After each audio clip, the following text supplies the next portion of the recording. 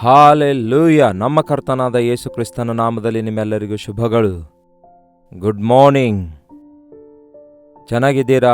ಎಚ್ಚರಗೊಂಡಿದ್ದೀರಾ? ಬನ್ನಿ ಹಾಗಾದರೆ ದೇವರ ವಾಕ್ಯ ಧ್ಯಾನಿಸೋಣ. ಪ್ರಾರ್ಥನೆ. ಪರಿಶುದ್ಧ ದೇವರೇ, ನಿಮಗೆ ವಂದನೆಗಳು.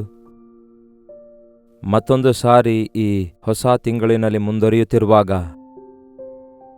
ನಿಮ್ಮ ಕೃಪೆ ನಮಗೆ ಬೇಕು ದೇವರೇ. ನಿಮ್ಮ ಸನ್ನಿಧಿ ನಮಗೆ ಬೇಕು. ಲೋಕ ಕಲ್ಲೋಲವಾಗ್ತಿದೆ. ಮನುಷ್ಯರು ಹೋರಾಟಗಳಲ್ಲಿ ತೊಡಗಿದ್ದಾರೆ. ಎಲ್ಲಿ ನೋಡಿದರೂ ವ್ಯಾಧಿಗಳು, ಬಾಧೆಗಳು ವಿಸ್ತರಿಸುತ್ತಾ ಇವೆ. ಆಪತ್ಕಾಲದಲ್ಲಿ ಆದುಕೊಳ್ಳುವ ಆತನು ನೀವೇ ಅಲ್ಲವೋ? ಕಾಪಾಡುವ ಆತನು ನೀವೇ ಅಲ್ಲವೋ? ನಿಮ್ಮನ್ನೇ ಆಶ್ರಯಿಸುತ್ತೇವೆ, ಸಹಾಯ ಮಾಡಿರಿ ಎಂದು ಕ್ರಿಸ್ತನ ನಾಮದಲ್ಲಿ ಬೇಡುತ್ತೇನೆ ತಂದೆಯೇ, ಆಮೇನ್.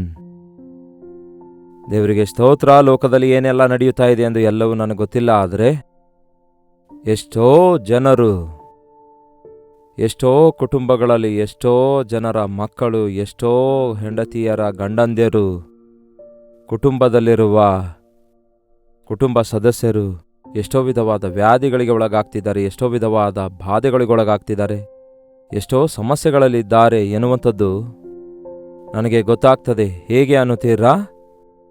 ನಿಮ್ಮಲ್ಲಿ ಅನೇಕರು, ಕೆಲವೊಂದು ಸಾವಿರಾರು ಜನರು ಪ್ರತಿದಿನ ಪ್ರಾರ್ಥನಾ ಮನವಿ ಕಳಿಸಿಕೊಳ್ತಿದ್ದೀರಿ. ಅದರಲ್ಲಿ 50% ಆ ಒಂದು ಬಹಳ ಒಂಥರ ಕ್ರಿಟಿಕಲ್ ಮೂಮೆಂಟ್ನಲ್ಲಿ, ICUನಲ್ಲಿ ಇದ್ದೇವೆ, ತಾಳಿಕೊಳ್ಳಲಾರ್ದ ಬಾಧೆಯಲ್ಲಿದ್ದೇವೆ, ತಾಳಿಕೊಳ್ಳಲಾರ್ದ ವ್ಯಾಧಿಯಲ್ಲಿದ್ದೇವೆ, ಚಿಕ್ಕಿನಲ್ಲಿ ಬಿದ್ದಿದ್ದೇವೆ, ಸಮಸ್ಯೆಗಳಲ್ಲಿ ಬಿದ್ದಿದ್ದೇವೆ ಎಂದು ಹೀಗೆ ಎಷ್ಟೋ ವಿಧವಾದ ಎಷ್ಟೋ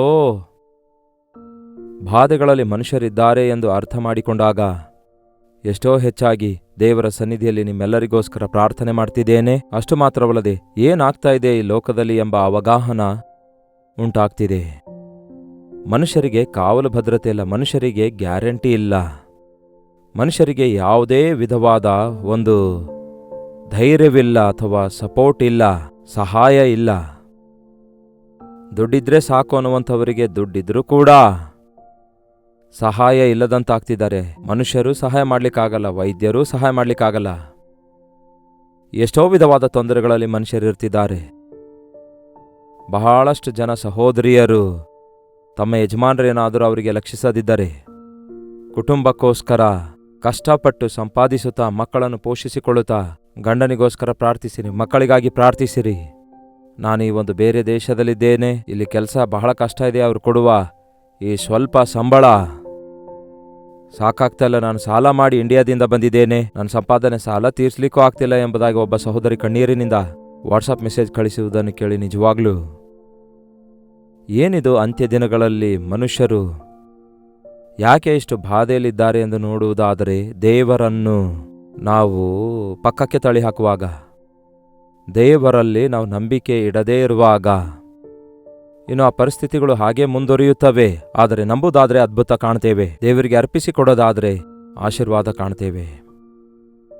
ದೇವರೇ ನಮ್ಮನ್ನು ಕಾಪಾಡಿರಿ, ನಿಮ್ಮ ಮಕ್ಕಳನ್ನು ಕಾಪಾಡಿರಿ. ಹೀಗೆ ಬಹಳಷ್ಟು ಸಾರಿ ವಿವರವಾಗಿ ಎಲ್ಲ ವಿಷಯಗಳಲ್ಲಿ ಗಂಟೆಗಳವರೆಗೂ ಸೆಪ್ರೇಟ್ ಆಗಿ ಪ್ರಾರ್ಥಿಸಲಿಕ್ಕಾಗಲ್ಲ. ನಾನು ಕೂಡ ಮನುಷ್ಯನಲ್ಲವೋ?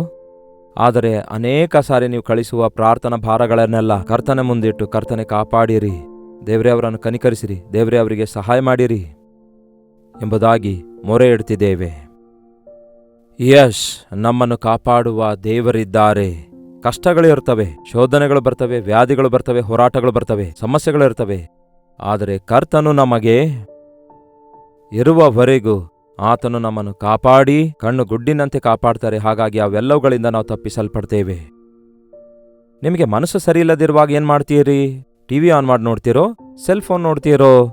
ಅವೆರಡು ಬಿಟ್ಟುಬಿಡಿ, ಬೈಬಲ್ ತೆಗೆದುಕೊಂಡು ಓದಿ ನೋಡಿ. ನಿಮ್ಮ ಬಾಧೆಗೆ ಸರಿಯಾದಂತಹ ಪರಿಹಾರ, ಆದರಣೆ, ಸಹಾಯ ನಿಮಗೆ ಆತನ ವಾಕ್ಯದಿಂದ ದೊರಕುತ್ತದೆ. ಕೀರ್ತನೆ 121ನೇ ಅಧ್ಯಾಯ ವಚನ 1 ನಾನು ಕಣ್ಣೆತ್ತಿ ಪರ್ವತಗಳ ಕಡೆಗೆ ನೋಡುತ್ತೇನೆ, ನನ್ನ ಸಹಾಯವು ಎಲ್ಲಿಂದ ಬರುವುದು? ಪರ್ವತಗಳ ಕಡೆಗೆ ನಾನು ಕಣ್ಣೆತ್ತಿ ನೋಡುತ್ತಿದ್ದೇನೆ, ನನಗೆ ಸಹಾಯವು ಎಲ್ಲಿಂದ ಬರುವುದು? ನನಗೆ ಸಹಾಯವು ಎಲ್ಲಿಂದ ಬರುತ್ತೆ? ನನಗೆ ಯಾರೂ ಸಹಾಯ ಮಾಡ್ತಾ ಇಲ್ಲ, ನನಗೆ ಯಾರು ಸಹಾಯ ಮಾಡ್ತಾರೆ? ನನಗೆ ಯಾರು ಆದುಕೊಳ್ತಾರೆ? ನಮ್ಮಲ್ಲಿ ಅನೇಕರಿಗೆ ಇದೇ ಪ್ರಶ್ನೆ ಕಾಡುತ್ತೆ, ನಮ್ಗೆ ಯಾರಿದ್ದಾರೆ? ನನ್ನನ್ನು ಯಾರೂ ಲಕ್ಷಿಸುತ್ತಾ ಇಲ್ಲ, ನನಗೆ ಯಾರೂ ಸಹಾಯ ಮಾಡುತ್ತಾ ಇಲ್ಲ. ಇದೇ ಆಲೋಚನೆಯಿಂದ ನಾವಿರುತ್ತಾ ಇದ್ದೇವೆ ನಮ್ಮ ಹೃದಯದಲ್ಲಿ. ಅಂತಹ ಪ್ರಶ್ನೆ ಬರುವಾಗ ಉತ್ತರವನ್ನು ಕೂಡ ನಾವು ಹೊಂದಿಕೊಳ್ಳಬಹುದು. ಹೇಗೆಂದರೆ, ಕರ್ತನಲ್ಲಿ ಒಂದು ವೇಳೆ ನಾವು ಏನಾದರೂ ನಂಬಿಕೆ ಇಡುವುದಾದರೆ ನಮ್ಮ ಅಂತರಾತ್ಮ ನಮಗೆ ಹೇಳುತ್ತದೆ. ಉತ್ತರ ಅಲ್ಲೇ ಇದೆ ನೋಡಿ. ಯಾರು ಎಲ್ಲಿಂದ ಉತ್ತರ ಬರುತ್ತದೆ ಅಂದವನೇ ಹೇಳುತ್ತಾನೆ ನೋಡಿ, ಯೆಹೋವನಿಂದಲೇ ನನಗೆ ಸಹಾಯವು ಬರುತ್ತದೆ ಎಂದು. ತಕ್ಷಣವೇ ಅಂತರಾತ್ಮ ಹೇಳುತ್ತಿದೆ ದಾವೀದನಿಗೆ, ಎಲ್ಲಿಂದ ಬರುತ್ತೆ ನನಗೆ ಸಹಾಯ? ಯೆಹೋವನಿಂದಲೇ ನನಗೆ ಸಹಾಯ ಬರುತ್ತದೆ, ದೇವರಿಂದಲೇ ನನಗೆ ಸಹಾಯ ಬರುತ್ತದೆ. ನನ್ನ ದೇವರೇ ನನಗೆ ಸಹಾಯಕನು. ಯಾವ ಮನುಷ್ಯನೂ ನಂಬಿಗಸ್ತನಲ್ಲ, ದೇವರು ಎಷ್ಟೋ ನಂಬಿಗಸ್ತನಾಗಿದ್ದಾನೆ. ನಿಮಗೆ ಆ ನಿರೀಕ್ಷೆ ಇದೆಯಾ? ಕರ್ತನು ನಿಮ್ಮ ಜೀವಿತದಲ್ಲಿದ್ದಾರೋ? ಕರ್ತನು ನಿಮ್ಮ ಸಂಗಡ ಇದ್ದಾರೋ? ಕರ್ತನ ಸಹಾಯ ಕೋರಿಕೊಳ್ತಾ ಇದ್ದೀರೋ? ಕರ್ತನಿಗೆ ನಿಮ್ಮ ಹೃದಯ ಕೊಟ್ಟಿದ್ದೀರೋ? ಕರ್ತನ ಸನ್ನಿಧಿಯಲ್ಲಿ ಪ್ರಾರ್ಥಿಸ್ತಿದ್ದೀರೋ? ಆತನನ್ನು ನಂಬುತ್ತಾ ಇದ್ದೀರೋ? ಆತನ ಮಾತು ಕೇಳ್ತಾ ಇದ್ದೀರೋ? ಹಾಗಾದರೆ ನಿಮ್ಮ ಪ್ರತಿಯೊಂದು ಸಹಾಯವೂ ಕರ್ತನಿಂದಲೇ ಬರುತ್ತದೆ. ಕಣ್ಣೆತ್ತಿ ಪರ್ವತಗಳ ಕಡೆಗೆ ನೋಡುತ್ತಿದ್ದೇನೆ, ನನಗೆ ಸಹಾಯವು ಎಲ್ಲಿಂದ ಬರುವುದು? ಯೆಹೋವನಿಂದಲೇ ನನಗೆ ಸಹಾಯ ಬರುತ್ತದೆ. ಆತನು ಭೂಮಿ ಆಕಾಶಗಳನ್ನು ಸೃಷ್ಟಿಸಿರುವಂತಹ ಸೃಷ್ಟಿಕರ್ತನು, ಸೃಷ್ಟಿಸಿದಾತನು. ಆತನು ಭೂಮಿಯನ್ನು ಆಕಾಶವನ್ನು ಉಂಟು ಮಾಡಿದಾತನಾಗಿರುವುದರಿಂದ ನಮಗೆ ಯಾವುದೇ ವಿಧವಾದ ಸಹಾಯ, ಭೂ ಸಂಬಂಧವಾದವುಗಳಾಗಿರಲಿ, ಆಕಾಶ ಸಂಬಂಧವುಗಳಾಗಿರಲಿ, ಪರಲೋಕ ಸಂಬಂಧಪಟ್ಟವುಗಳಾಗಲಿ, ನಮಗೆ ಸಹಾಯ ಮಾಡುವಾತನು ಆತನೊಬ್ಬನೇ. ಭೂಮಿಯನ್ನು ಆತನೇ ಉಂಟು ಮಾಡಿರುವುದರಿಂದ ಭೂಲೋಕದಲ್ಲಿ ನಿಮಗೆ ಯಾವುದೇ ಸಹಾಯದ ಅವಶ್ಯಕತೆ ಇದ್ದರೂ ಕೂಡ, ಭೂಲೋಕದಲ್ಲಿರುವಾಗ ನಿಮಗೆ ಯಾವುದೇ ಅವಶ್ಯಕತೆ ಇರುವಾಗ ಅದನ್ನು ತೀರಿಸಬಲ್ಲ ಶಕ್ತಿ ಆತನಿಗಿದೆ ಎಂಬುದು ನಮ್ಮ ನಂಬಿಕೆಯಾಗಿರಬೇಕು. ಆತನು ನಿನ್ನ ಪಾದಗಳನ್ನು ಕದಲಗೊಡಿಸದಿರಲಿ, ನಿನ್ನನ್ನು ಕಾಯುವಾತನು ತೂಕಡಿಸದಿರಲಿ. ಆತನು ನಿನ್ನ ಪಾದಗಳನ್ನು ಕದಲಗೊಡಿಸದಿರಲಿ, ನಿನ್ನನ್ನು ಕಾಪಾಡುವಾತನು ತೂಕಡಿಸದಿರಲಿ. ತೂಕಡಿಸಿದಾಗ ಅಂದರೆ ನಿದ್ದೆಯಲ್ಲಿ ತೂಕಡಿಸಿ ಎದ್ದ ತಕ್ಷಣ ಬಹಳಷ್ಟು ಸಾರಿ ಮುಂಬೈನಂತಹ ಪಟ್ಟಣಗಳಲ್ಲಿ ಆ ಮೆಟ್ರೋ ಸ್ಟೇಷನ್ನಲ್ಲಿ, ಟ್ರೈನ್ಸ್ನಲ್ಲಿ ಹೋಗುವಂಥವರ ಮೇಲೆ ಸುಮ್ಮನೆ ಒಂದು ಕರ್ಚೀಫ್ ಹಾಕೋದು, ಆ ಕರ್ಚೀಫ್ ತೆಗೆಯೋದ್ರೊಳಗಾಗಿಯೇ ಅವ್ರ ಹತ್ರ ಇರುವ ವ್ಯಾಲೆಟ್ ಆಗಲಿ, ದುಡ್ಡಾಗಲಿ ಅಥವಾ ಆಭರಣವಾಗಲಿ ದೋಚಿಕೊಳ್ತಾರೆ ಅಷ್ಟು ಕ್ವಿಕ್ಕಾಗಿ. ಆದರೆ ನಮ್ಮ ದೇವರು ಹಾಗಲ್ಲ. ನಾವಾದರೂ ತೂಕಡಿಸ್ತೇವೆ, ಹಗಲಾಗಿರಲಿ ರಾತ್ರಿ ಆಗಲಿ, ಯಾವಾಗಂದ್ರೆ ಆವಾಗ ನಿದ್ದೆ ಮಾಡುವವರು ನಾವಾಗಿದ್ದೇವೆ. ಆದರೆ ನಮ್ಮನ್ನು ಕಾಪಾಡುವಂತಹ ದೇವರು ತೂಕಡಿಸುವುದಿಲ್ಲ, ಆತನು ನಿದ್ರಿಸುವುದಿಲ್ಲ. ಆದುದರಿಂದ ನಿಮ್ಮ ಮೇಲೆ ನೊಣವೂ ಕೂಡ ಕೂತ್ಕೊಳ್ಳದಂತೆ ಕಾಪಾಡುತ್ತಾರೆ. ಮುಂಚೆ ಹೇಳ್ತಾ ಇದ್ರು, ನೊಣ ಕೂಡ ಕೂತ್ಕೊಳ್ಳದಂತೆ ಕಾಪಾಡ್ತೇವೆ. ಬಂದು ಹೋಗ್ತದದು ಅಷ್ಟೇ. ಯಾಕೆಂದ್ರೆ ಆ ನೊಣ ತನ್ನೊಂದಿಗೆ ಎಷ್ಟೋ ಇನ್ಫೆಕ್ಷನ್ ತರುತ್ತದೆ, ಅದರಿಂದ ಎಷ್ಟೋ ರೋಗ ಬರ್ತವೆ. ಆದರೆ ಕರ್ತನನ್ನು ನೀವು ಆಶ್ರಯಿಸುವುದಾದರೆ, ಕರ್ತನಲ್ಲಿ ನೀವು ನಂಬಿಕೆ ಇಡೋದಾದರೆ, ಕರ್ತನಿಗೆ ನಿಮ್ಮ ಸಹಾಯ ಬರುತ್ತದೆ ಎಂದು ನಂಬುವುದಾದರೆ, ನಿಮಗೆ ಯಾವ ಅಪಾಯವೂ ಬರದಂತೆ ಆತನು ಕಾಪಾಡುತ್ತಾನೆ. ಇಸ್ರಾಯೇಲರನ್ನು ಕಾಪಾಡುವ ಆತನು ತೂಕಡಿಸುವುದಿಲ್ಲ, ನಿದ್ರಿಸುವುದಿಲ್ಲ. ಆತನು ನಿದ್ರಿಸುವುದಿಲ್ಲ, ತೂಕಡಿಸುವುದಿಲ್ಲ. ಆನ್ ಆಫ್ ಡ್ಯೂಟಿ ಅಲ್ಲ. ನನ್ನ ಕರ್ತನು ನಾನು ನಿದ್ರೆ ಮಾಡ್ತಾ ಇದ್ರೂ ಕೂಡ ನನ್ನನ್ನು ಕಾಯುತ್ತಾರೆ. ನಿಜವಾಗ್ಲೂ ನೋಡಬೇಕಾದ್ರೆ ಬೈಬಲ್ ಹೇಳ್ತದೆ, ತನ್ನ ಪ್ರಿಯರಿಗೆ ಅದನ್ನು ಅವರು ನಿದ್ರೆಯಲ್ಲಿಯೂ ಸಹ ಒದಗಿಸ್ತಾನಂತೆ. ನಾವಿನ್ನು ನಿದ್ರೆಯಲ್ಲಿರುವಾಗಲೇ ದೇವರು ನಮಗೆ ಬೇಕಾದದ್ದನ್ನು ಸಿದ್ಧಪಡಿಸ್ತಾರಂತೆ. ಎವ್ರಿ ಡೇ, ಪ್ರತಿದಿನ ನೀವು ನಿದ್ದೆಯಿಂದ ಎದ್ದ ತಕ್ಷಣವೇ ನಿಮಗೆ ಆ ದಿನಕ್ಕೆ ಬೇಕಾದ ಸಂದೇಶ, ಆ ದಿನಕ್ಕೆ ಬೇಕಾದ ಕೆಲಸಗಳನ್ನು, ಆ ದಿನಕ್ಕೆ ಬೇಕಾದ ಸಹಾಯಗಳನ್ನು, ಆ ದಿನಕ್ಕೆ ಬೇಕಾದಂತಹ ಧೈರ್ಯ, ನಂಬಿಕೆ, ಬಲವನ್ನು ನಿಮಗೆ ಅನುಗ್ರಹಿಸುವುದಕ್ಕಾಗಿ ದೇವರು ಸಿದ್ಧವಾಗಿಯೇ ಇದ್ದಾರೆ. ತನ್ನ ಪ್ರಿಯರು ನಿದ್ರಿಸುತ್ತಿರುವಾಗಲೇ ನಾವಂತೂ ನಿದ್ರೆ ಮಾಡ್ತೇವೆ. ಆದರೆ ನಮ್ಮ ಕರ್ತನು ಮಾತ್ರ ನಮ್ಮನ್ನು ಕಾಪಾಡುತ್ತಾರೆ. ಒಬ್ಬ ಕಾವಲುಗಾರನು ಕಾವಲು ಕಾಯುತ್ತಾ ಇರುವಾಗ ಬೇರೆ ಯಾರನ್ನೋ ಹೊರಗಡೆಯಿಂದ ಬರುವುದನ್ನು ತಡೆಯುವುದು ಮಾತ್ರವಲ್ಲದೆ, ಒಳಗಡೆ ಇರುವವರು ಹೊರಗಡೆ ಹೋಗದಂತೆಯೂ ಕೂಡ ಕಾಪಾಡ್ತಾನೆ. ಯಾವ ಅಪಾಯವೂ ಉಂಟಾಗದಂತೆ ಕಾಪಾಡ್ತಾನೆ. ಕಾವಲುಗಾರನು ಎಲ್ಲರೂ ನಿದ್ರೆ ಮಾಡ್ತಿದ್ದಾರೆ, ನಾನು ನಿದ್ರೆ ಮಾಡ್ತೇನೆ ಅಂದರೆ ಅದು ನಡೆಯುತ್ತದೋ? ಹಾಗೆಯೇ ಮಾಡ್ತಿದ್ದಾರೆ ಈ ದಿನ ಬಹಳಷ್ಟು ಜನ. ಎಲ್ಲರೂ ನಿದ್ರೆ ಮಾಡಿದ್ರೂ ಸಹ ನಾನು ನಿದ್ರೆ ಮಾಡದೆ ಇವರನ್ನು ಕಾಪಾಡಿಕೊಳ್ಳಬೇಕು, ಇವರಿಗೆ ಸರಿಯಾಗಿ ಕಾವಲುಗಾರನಾಗಿ ನಾನು ಇರಬೇಕು ಅಂದುಕೊಳ್ಬೇಕು. ಒಬ್ಬ ನಿಜವಾದ ದೇವರ ಸೇವಕನು ಕಾವಲುಗಾರನಾಗಿದ್ದಾನೆ. ಯೆರೆಮೀಯನಿಗೆ ದೇವರು ಹೇಳ್ತಾರೆ, ಕಾವಲುಗಾರನೇ, ಸಮಯವೆಷ್ಟಾಯಿತು? ಕಾವಲುಗಾರನು ಗಂಟೆ ಗಂಟೆಗೆ ಶಬ್ದ ಮಾಡ್ತಾನೆ, ಯಾವ ಕಳ್ಳರು ಬರದಂತೆ, ಯಾವ ಅಪಾಯ ಬರದಂತೆ ಇಲ್ಲಿ ನಾನಿದ್ದೇನೆ ಎಂದು ಭರವಸೆ ಕೊಡ್ತಾನೆ.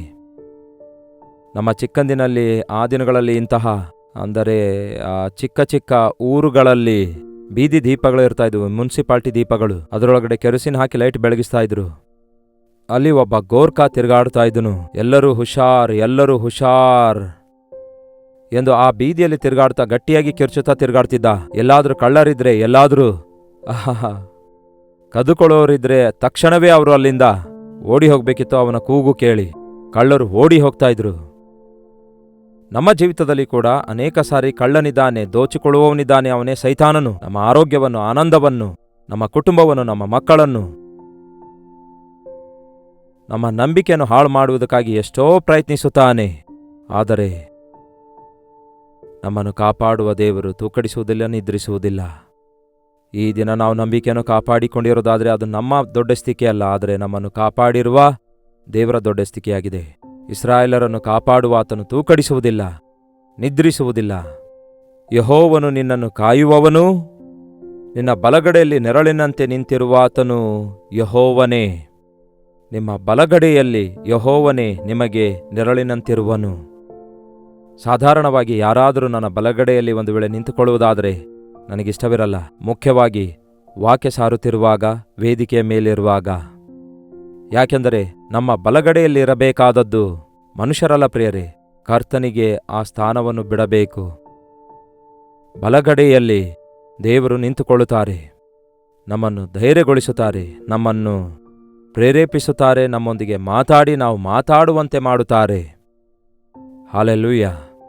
ಬೇರೆ ಎಲ್ಲೋ ದೇವರಿಲ್ಲ, ನಿಮ್ಮ ಪಕ್ಕದಲ್ಲಿಯೇ ದೇವರಿದ್ದಾರೆ ಎಂಬುದಾಗಿ ನಂಬಿರಿ.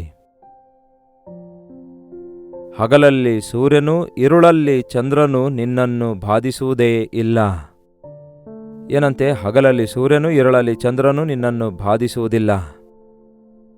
ಒಂದು ಚಿಕ್ಕ ಮಗು ನಿದ್ರೆ ಮಾಡುತ್ತಿರುವಾಗ, ಒಂದು ಕಿಟಕಿ ಪಕ್ಕದಲ್ಲಿರುವಾಗ ಮಧ್ಯಾಹ್ನ ಸಮಯದಲ್ಲಿ ಬಿಸಿಲು ಬಂದು ಮೇಲೆ ಬೀಳುತ್ತೆ. ಆ ವಿಷಯ ಆ ಚಿಕ್ಕ ಮಗುವಿಗೆ ಗೊತ್ತಿರಲ್ಲ. ಆ ಮಗು ಮೈಮಾರ್ತು ನಿದ್ರೆ ಮಾಡುತ್ತೆ, ಇಲ್ಲವಾದರೆ ಆಟ ಆಡುತ್ತೆ. ಆದರೆ ಆ ಮಗುವನ್ನು ಹೆತ್ತಿದ ತಾಯಿಯೋ ತಂದೆಯೋ, ಅಯ್ಯೋ ಮಧ್ಯಾಹ್ನ ಅಲ್ಲಿ ಬಿಸಿಲು ಬರುತ್ತೆ, ಮಗುವಿನ ಮೇಲೆ ಬಿಸಿಲು ಬೀಳುತ್ತೆ ಎಂದು ನೋಡಿ ಗಮನಿಸುತ್ತಾರೆ. ಆ ಕಿಟಕಿಗಳಿಗೆ ಕರ್ಟನ್ ಹಾಕಿ ಮುಚ್ಚುತ್ತಾರೆ, ಇಲ್ಲವಾದರೆ ಬೇರೆ ಸ್ಥಳಕ್ಕಾದರೂ ಬದಲಾಯಿಸ್ತಾರೆ. ಹಾಗೆಯೇ ನಮ್ಮ ದೇವರು ಆಪತ್ತಿನಿಂದ ನಮ್ಮನ್ನು ತಪ್ಪಿಸುವುದಕ್ಕಾಗಿ, ಚಿಕ್ಕಿನಿಂದ ನಮ್ಮನ್ನು ಬಿಡಿಸುವುದಕ್ಕಾಗಿ, ಎಲ್ಲಿದ್ದರೆ ನಾವು ಸುರಕ್ಷಿತರಾಗಿರುತ್ತೇವೋ, ಏನ್ ಮಾಡಿದ್ರೆ ನಾವು ಸುರಕ್ಷಿತರಾಗಿರುತ್ತೇವೋ ಎಂಬುದಾಗಿ ನಮ್ಮನ್ನು ಗಮನಿಸುತ್ತಾ ನಮ್ಮನ್ನು ಕಾಯ್ದು ಕಾಪಾಡುತ್ತಾರೆ. ಕರ್ತನು ನಿಮ್ಮನ್ನು ಕಾಪಾಡ್ತಿದ್ದಾರೆಂದು ನಂಬಿರಿ. ಕರ್ತನ ಕಾವಲು ಭದ್ರತೆ ನನಗಿದೆ ಎಂಬುದಾಗಿ ನಂಬಿರಿ. ಕರ್ತನು ಕಾವಲಾಗಿದ್ದು ಕಾಯದಿದ್ದರೆ ನಮ್ಮ ಜೀವಿತ ಗೊಂದಲಗೊಳ್ಳುತ್ತದೆ, ಗಲಿಬಿಲಿಯಾಗಿ ಬಿಡುತ್ತೆ. ದೇವರು ನಮ್ಮನ್ನು ಆದರಿಸುತ್ತಾ ಇರುವುದಕ್ಕಾಗಿ, ಧೈರ್ಯಪಡಿಸುತ್ತಿರುವುದಕ್ಕಾಗಿ, ಬಿಡಿಸುತ್ತಿರುವುದಕ್ಕಾಗಿ ನಾವು ಸರಳವಾಗಿ ಮುಂದೆ ಸಾಗುತ್ತಿದ್ದೇವೆ. ಯಾವ ಅಪಾಯವೂ ಬರದಂತೆ ಯೆಹೋವನು ನಿಮ್ಮನ್ನು ಕಾಪಾಡುವನು. ಯಾವ ಅಪಾಯವೂ ಬರದಂತೆ ಯೆಹೋವನು ನಿಮ್ಮನ್ನು ಕಾಪಾಡುವನು. ಆತನು ನಿಮ್ಮ ಪ್ರಾಣವನ್ನು ಕಾಪಾಡುವನು. ಏನು ಕಾಪಾಡುತ್ತಾನೆ? ಯಾವಾಗ ನೋಡಿದ್ರು ಕಾಪಾಡ್ತಾರೆ ಅನ್ನುವಾಗ ನಮ್ಮ ದುಡ್ಡು, ನಮ್ಮ ಮನೆ, ನಮ್ಮ ಬಂಗ್ಲೆ, ವಸ್ತು, ವಾಹನ ಅಂದುಕೊಳ್ತೇವಲ್ಲವೇ? ನಮ್ಮ ಪ್ರಾಣವನ್ನು ಆತನು ಕಾಪಾಡ್ತಾನಂತೆ. ಈ ನಮ್ಮ ಪ್ರಾಣ ಹೊರಟೋಯ್ತು ಅಂದ್ಕೊಳ್ಳಿ, ಏನಾಗ್ತದೆ ಹೇಳಿ? ಎಷ್ಟು ಭಯಂಕರವಾಗಿ ಈ ದಿನ ಆಕ್ಸಿಡೆಂಟ್ ನಡೆಯುತ್ತಿವೆ ನೋಡಿ. ಎಷ್ಟೋ ಭಯಂಕರವಾಗಿ ಈ ದಿನ ಚಿಕ್ಕ ಮಕ್ಕಳಿಗೂ ಕೂಡ, ಹೌದಲ್ಲವೇ? 8th ಕ್ಲಾಸ್ ಮಗುವಿಗೆ ಹಾರ್ಟ್ ಅಟ್ಯಾಕ್ ಬಂದಿದೆ ಎಂದು ಹೇಳ್ತಿರುವಾಗ ಅರ್ಥ ಆಗ್ತಿಲ್ಲ. ಚಿಕ್ಕ ವಯಸ್ಸಿನಲ್ಲಿಯೇ 40 ಇಯರ್ಸ್ಗೆ ಬ್ರೈನ್ ಸ್ಟ್ರೋಕ್ ಬಂದಿದೆ ಅನ್ನುತ್ತಾರೆ. ಬಹಳಷ್ಟು ಜನರಿಗೆ ಅನಿರೀಕ್ಷಿತ ರೋಗಗಳು ಅಂಟಿಕೊಳ್ಳುತ್ತಿವೆ. ಅದಕ್ಕೆ ಇಲ್ಲಿ ಕರ್ತನು ಹೇಳ್ತಿದ್ದಾರೆ, ನಾನು ನಿಮ್ಮ ಪ್ರಾಣವನ್ನು ಕಾಪಾಡುತ್ತೇನೆಂದು. ನಿಮ್ಮ ಪ್ರಾಣ ಕಾಪಾಡುತ್ತೇನೆ ಅನ್ನುತ್ತಾರೆ.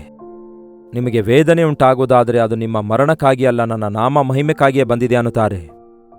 ನೋಡಿ ಪ್ರಿಯರೇ, ದೇವರು ನಮ್ಮ ಜೀವಿತದಲ್ಲಿ ದೊಡ್ಡ ಕಾರ್ಯ ಮಾಡಬೇಕಾದರೆ ನಾವು ನಂಬಿಕೆ ಇಡಬೇಕು. ನಾವು ಆಪತ್ತಿನಲ್ಲಿ ಆತನಿಗೆ ಮೊರೆ ಇಡಬೇಕು. ಕೊನೆಯದಾಗಿ, ಇಂದಿನಿಂದ ಸದಾಕಾಲವೂ ನೀನು ಹೋಗುವಾಗಲೂ ಬರುವಾಗಲೂ ಯೆಹೋವನು ನಿನ್ನನ್ನು ಕಾಪಾಡುವನು. ಈ ದಿನ ಪ್ರತಿ ಮನುಷ್ಯನು ಬೆಳಗ್ಗೆ ಮನೆಯಿಂದ ಹೋಗಿ ತಿರುಗಿ ರಾತ್ರಿ ಬರುವಂತವರಾಗಿದ್ದಾರೆ. ಕೆಲವರು 100 ಮೈಲಿನಷ್ಟು ಪ್ರಯಾಣ ಮಾಡ್ತಾರೆ. ಇನ್ನು ಕೆಲವರಾದರೂ ಸಿಂಗಲ್ ಡಿಜಿಟ್, ಅಂದರೆ ಒಂದು 10 ಕೂಡ ಡಬಲ್ ಡಿಜಿಟ್ ಆಗಿದೆ. ಅಂದರೆ 10 ಮೈಲ್ ದಾಟಿಯೂ ಕೂಡ 50-40 ಮೈಲ್ಗಳಷ್ಟು ಪ್ರಯಾಣ ಮಾಡ್ತಾರೆ. ಅಷ್ಟು ಕಿಲೋಮೀಟರ್ಗಳು ಕಾರ್ನಲ್ಲಿ, ಬಸ್ನಲ್ಲಿ, ಎಲೆಕ್ಟ್ರಿಕಲ್ ಟ್ರೈನ್ನಲ್ಲಿ ಉದ್ಯೋಗಕ್ಕೋಸ್ಕರ ಈ ಮೂಲೆಯಿಂದ ಆ ಮೂಲೆಗೆ ಮಕ್ಕಳನ್ನು ಸ್ಕೂಲ್ಗೆ ಕರೆದೊಯ್ತಾರೆ. ಅಲ್ಲಿ ಬಿಟ್ಟು ಬರ್ತಾರೆ. ಎಷ್ಟೋ ಪ್ರಯಾಣ ಮಾಡ್ತಾರೆ. ದಿನದಲ್ಲಿ ಎಷ್ಟೋ ಪ್ರಯಾಣ ಮಾಡ್ತಾರೆ. ಮಕ್ಕಳನ್ನು ಸ್ಕೂಲ್ಗೆ ಕರೆದೊಯ್ಯುತ್ತಾರೆ, ಮತ್ತೆ ತಿರುಗಿ ಆ ಮಕ್ಕಳನ್ನು ಕರೆತರ್ತಾರೆ. ಎಷ್ಟು ಸ್ಥಳಗಳಲ್ಲಿ ಸ್ಕೂಲ್ ವ್ಯಾನ್ಗಳಿಗೆ ಆಕ್ಸಿಡೆಂಟ್ ಆಗಲಿಲ್ಲ? ಸ್ಕೂಲ್ಗೆ ಹೋಗುವ ದಾರಿಯಲ್ಲಿಯೇ ಆಕ್ಸಿಡೆಂಟ್ ಆಗಿರುತ್ತೆ. ಕರ್ತನು ಹೇಳ್ತಾನೆ, ನೀವು ಹೋಗುವಾಗಲೂ ಬರುವಾಗಲೂ ನಾನು ಕಾಪಾಡುವ ದೇವರಾಗಿದ್ದೇನೆಂದು. ಚರ್ಚಿಗೆ ಬರುವಾಗ ಮಾತ್ರ ಕಾಪಾಡುವಾತನಲ್ಲ, ನೀವು ಬರೋದಾಗಲಿ ನೀವು ಹೋಗೋದಾಗಲಿ, ನೀವೆಲ್ಲಿಗೆ ಹೋದ್ರೂ ಕೂಡ ತಿರುಗಿ ಬರ್ತೀರಿ. ಯಾವ ಅಪಾಯ ಉಂಟಾಗದಂತೆ, ಯಾವ ಆಕ್ಸಿಡೆಂಟ್ ಆಗದಂತೆ, ಯಾವ ಕೇಡು ಜರುಗದಂತೆ ನಾನು ನಿಮ್ಮನ್ನು ಕಾಪಾಡ್ತೇನೆ ಅನ್ನುತ್ತಾರೆ. ಏಸಯ್ಯ, ನಿಮಗೆ ವಂದನೆಗಳು. ನನ್ನನ್ನು ಕಾಪಾಡುವಾತನು ನೀವಾಗಿದ್ದೀರೆಂದು, ನನ್ನ ಹಸಿವೆ ತೀರಿಸುವಾತನು ನೀವಾಗಿದ್ದೀರೆಂದು, ನನ್ನನ್ನು ಅರಿತ ದೇವರು ನೀವಾಗಿದ್ದೀರೆಂದು ನಂಬುತ್ತಿದ್ದೇನಯ್ಯ. ನಿಮ್ಮನ್ನೇ ಆಶ್ರಯಿಸುತ್ತೇನೆ. ನೀವು ನನ್ನೊಂದಿಗಿರುವಾಗ ಈ ಲೋಕದಲ್ಲಿ ಬೇರೆ ಯಾವುದು ನನಗೆ ಅಗತ್ಯವಿಲ್ಲ ಎಂದು ಹೇಳೋಣವೇ? ಪ್ರಾರ್ಥನೆ. ಪರಿಶುದ್ಧ ದೇವರೇ, ಪ್ರೀತಿಯುಳ್ಳ ತಂದೆಯೇ, ಒಂದು ಸಾರಿ ನಮ್ಮನ್ನು ದೃಷ್ಟಿಸಿ ನೋಡಿರಿ. ನಮ್ಮ ಪ್ರಯತ್ನಗಳನ್ನು ನೋಡಿ, ಅವು ನಿಮಗೆ ಅಂಗೀಕಾರವಾಗಿವೆಯಾ? ನಮ್ಮ ಪ್ರಯಾಣ ನೋಡಿರಿ, ಅವು ನಿಮ್ಮ ಚಿತ್ತಾನುಸಾರವಾಗಿವೆಯಾ? ನಮ್ಮ ನಿರ್ಣಯಗಳನ್ನು ನೋಡಿರಿ, ಅವು ನಿಮ್ಮ ದೃಷ್ಟಿಗೆ ಮೇಲುಕರವಾಗಿವೆಯಾ ಎಂದು ಅರಿತುಕೊಳ್ಳಲು ನಿಮ್ಮ ಚಿತ್ತದಲ್ಲಿರುವುದಕ್ಕೆ ಸಹಾಯ ಮಾಡಿರಿ. ದೇವರೇ, ನಿಮ್ಮ ದೊಡ್ಡ ಕಾರ್ಯಗಳು ನಮ್ಮ ವಿಷಯದಲ್ಲಿ ನೆರವೇರಿಸಿರಿ. ಯಾರ್ಯಾರು ಯಾವ್ಯಾವ ಸ್ಥಳದಿಂದ ಈ ಮಾತುಗಳನ್ನು ಕೇಳ್ತಿದ್ದಾರೋ ಅವರಿಗೆ ಸಹಾಯ ಮಾಡಿರಿ. ಅವರ ಪ್ರಯಾಣದಲ್ಲಿ, ಅವರ ಮನೆಯಲ್ಲಿ, ಅವರು ಹೋಗುವುದು, ತಿರುಗಿ ಬರೋದು, ಅವರ ಸಂಪಾದನೆಯಲ್ಲಿಯೂ ಪ್ರತಿಯೊಂದು ವಿಷಯದಲ್ಲಿಯೂ ಅವರ ಸಂಗಡ ಇರಿ. ಎಲ್ಲ ಕೇಡಿನಿಂದ ತಪ್ಪಿಸಿರಿ ಎಂದು ಕ್ರಿಸ್ತನ ನಾಮದಲ್ಲಿ ಬೇಡುತ್ತೇನೆ ತಂದೆಯೇ, ಆಮೇನ್. ತಂದೆಯಾದ ದೇವರ ಪ್ರೀತಿಯೂ, ಮಗನಾಗಿರುವ ಕ್ರಿಸ್ತನ ಕೃಪೆಯೂ, ಆದರಣೆ ಕರ್ತನಾದ ಪವಿತ್ರಾತ್ಮನ ಸಹವಾಸವು ಕೂಡಿ ಬಂದಿರುವ ನಮ್ಮೆಲ್ಲರ ಸಂಗಡ ಇಂದಿಗೂ ಸದಾಕಾಲಕ್ಕೂ ನೆಲೆಯಾಗಿರಲಿ. ಆಮೇನ್. ದೇವರಿಗೆ ಸ್ತೋತ್ರ. ನಿಮ್ಮ ಪ್ರಾರ್ಥನಾ ಮನವಿಗಳನ್ನು 8939731313 ನಂಬರ್ಗೆ ಹೊರದೇಶದಿಂದ ನೀವು ವೀಕ್ಷಿಸುವುದಾದರೆ ಕೊಡಲ್ಪಟ್ಟಂತಹ ಇದೇ ನಂಬರ್ಗೆ ಒಂದು ಟೆಕ್ಸ್ಟ್ ಇಲ್ಲವೇ ವಾಯ್ಸ್ ಮೆಸೇಜ್ ಮೂಲಕ ವಾಟ್ಸಪ್ ಕಳಿಸಿಕೊಡಿರಿ. ನಿಮಗಾಗಿ ಪ್ರಾರ್ಥಿಸ್ತಿದ್ದೇವೆ. ನೀವು ಮೊದಲ ಸಾರಿ ನಿಮ್ಮ ಮನವಿ ಕಳಿಸುವುದಾದರೆ ತಪ್ಪದೆ ನಿಮ್ಮ ಒಂದು ಪಿಕ್ಚರ್ನೊಂದಿಗೆ ಕಳಿಸಿಕೊಡಿರಿ. ನಿಮಗೋಸ್ಕರ ಪ್ರಾರ್ಥಿಸುವುದಕ್ಕಾಗಿ, ನಿಮ್ಮನ್ನು ಆಧ್ಯಾತ್ಮಿಕವಾಗಿ ಬಲಪಡಿಸಲು ನಾವು ಪ್ರಯತ್ನಿಸ್ತೇವೆ. ಕರ್ತನ ಚಿತ್ತವಿರುವುದಾದರೆ ಮತ್ತೆ ನಾಳೆ ಇದೇ ಅನುದಿನದ ಧ್ಯಾನ ಎಂಬ ಕಾರ್ಯಕ್ರಮದಲ್ಲಿ ಮತ್ತೊಮ್ಮೆ ಭೇಟಿಯಾಗೋಣ. ಅಲ್ಲಿವರೆಗೂ ದೇವರ ಮಹಾಕೃಪೆ ನಿಮ್ಮೆಲ್ಲರೊಂದಿಗಿರಲಿ.